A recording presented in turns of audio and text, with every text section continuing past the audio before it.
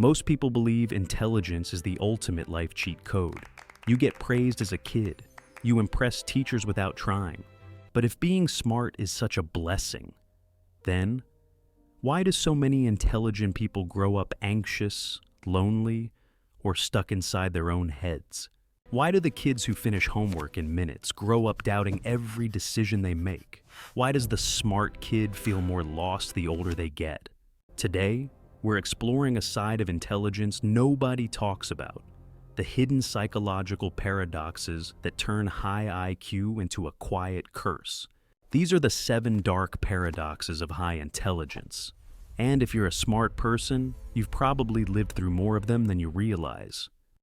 Paradox number 1, Solomon's paradox. Being brilliant at solving other people's problems, but blind when it comes to your own. Psychologists call this wisdom asymmetry, the ability to see someone else's life clearly, but viewing your own through emotional fog. You can design a perfect plan for a friend in minutes, but you can't make a simple choice for yourself without spiraling into overthinking. You see other people's problems from a distance, where everything feels lighter and easier to arrange. But when it's your life on the table, every detail suddenly feels heavier and harder to hold. Your emotions fill the room so completely that logic barely has space to speak. You become a wise strategist for others because you don't carry their fear or consequences, but your own decisions feel like tightrope stretched over uncertainty, making every step intimidating. It's not a lack of intelligence, it's the weight of being the one who must act. Paradox number 2, Dysrationalia. The strange idea that you can be highly intelligent, yet still think and act in completely irrational ways. Smart people aren't less biased. They're often more biased, because they can build stronger arguments to defend their mistakes. You don't just make a bad choice. You create an entire logical explanation for it, turning self-sabotage into something that sounds intelligent. You build brilliant arguments, but those arguments can become elegant cages that trap you inside your own biases. Your intelligence sharpens your thinking, yet it also sharpens your ability to defend the wrong ideas. The more clever your mind, the more convincing your self-justifications become. You don't simply make mistakes, you reinforce them with layers of reasoning that sound flawless. Your brain becomes both the lawyer and the judge for your bad choices. And the smarter you are, the harder it becomes to notice the bias hiding in the argument you built. Paradox number 3, overexcitability. When your brain takes in far more information than the average person, turning normal stimuli into overwhelming noise. A flickering light isn't just annoying, it feels painful. A sad movie doesn't just make you emotional, it can ruin your entire day. Your mind experiences life at volume 11 while everyone around you lives at 5. And what looks like anxiety is often just heightened perception. You process every flicker, every sound, every shift in energy, as if the world is broadcasting at maximum volume. What others ignore becomes sharp and impossible to tune out. Your senses aren't dramatic. They're simply turned up higher than most people's. You don't overreact. You overperceive. Your nervous system collects data faster than your emotions can process it. What looks like sensitivity is really an overload of signals arriving all at once. Paradox number 4, analysis paralysis. When seeing every possibility makes you freeze instead of move. While most people just pick a direction and move, the intelligent mind tries to calculate the perfect choice, a choice that doesn't actually exist. So, you plan and replan and analyze every outcome. But the more you think, the less you act. You become a spectator in your own life. You don't just see one path, you see 50, each branching into more uncertain outcomes. Your brain tries to compute them all simultaneously, as if life were a math problem with a perfect solution. But the perfect answer never arrives, leaving you stuck at the crossroads.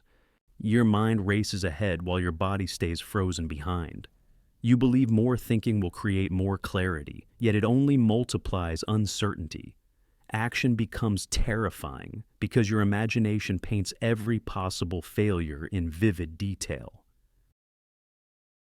Paradox number 5, the communication gap. When your mind operates at a depth most people never swim to, you crave depth, complexity, and real conversation. But the world runs on small talk, leaving you feeling out of place.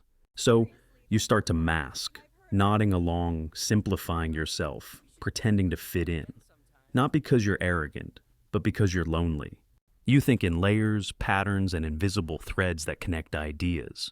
But describing those threads feels like squeezing an ocean through a drinking straw. People hear your words, but rarely grasp the depth behind them.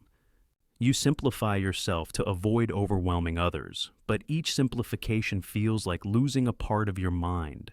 You're not avoiding depth, you're translating it, and translation always leaves something important behind. Paradox number 6, the inverse Dunning-Kruger effect, where the smarter you are, the more you see your own limitations. You assume things that are easy for you must be easy for everyone. And that misunderstanding becomes the root of imposter syndrome. Others leap with confidence while you hesitate, convinced you're not ready, even when you're more capable than they are. You see the vastness of what you don't know, so your confidence shrinks even as your competence grows. Your intelligence lights up the edges of your ignorance, making it impossible to ignore. You judge yourself by the horizon, not by your current step. You underestimate yourself because your abilities feel natural, not special. Meanwhile, others mistake your hesitation for incompetence when it's actually self-awareness. You aren't lacking confidence, you're overloaded with perspective. Paradox number 7, the grit deficiency. When growing up smart means you never learned how to struggle. When life finally requires patience, discipline, or repeated failure, the high IQ mind panics because it's not used to feeling slow or confused. So, you quit too early, not because you're lazy, but because struggle feels like failure instead of a natural part of progress. Meanwhile, people with average intelligence quietly outwork you, not because they're smarter, but because they've practiced perseverance their entire lives. Intelligence is sprint speed, but grit is the marathon, and without it, even the brightest mind burns out before the finish line. You move fast, so fast that anything slow feels wrong, but real growth comes wrapped in repetition, confusion, and imperfect progress. Your mind hates that pace, but your potential depends on it. You quit early because the early stages feel like failure instead of the natural mess of learning. But the people who surpass you aren't smarter. They're simply familiar with discomfort. Grit is a muscle, and you've just never had to train it. So, what's the way out? How does a highly intelligent mind escape the very traps it creates for itself? It starts with something simple, but difficult. Stop thinking so much, and start doing. Your intelligence is a tool, not your identity. It's powerful, but it's not meant to be a cage. You don't need perfect plans. You need imperfect action, steps taken before you feel ready. The world doesn't reward the smartest person in the room. It rewards the person who moves. If you recognize yourself in these paradoxes, here's the good news. You're not broken, you're just untrained. And that means you can change. Not by thinking more, but by practicing the skills your intelligence never forced you to learn. You're capable of extraordinary things, but only if you stop waiting to feel ready and start building the habits that create momentum. You're not falling behind because you're not smart enough.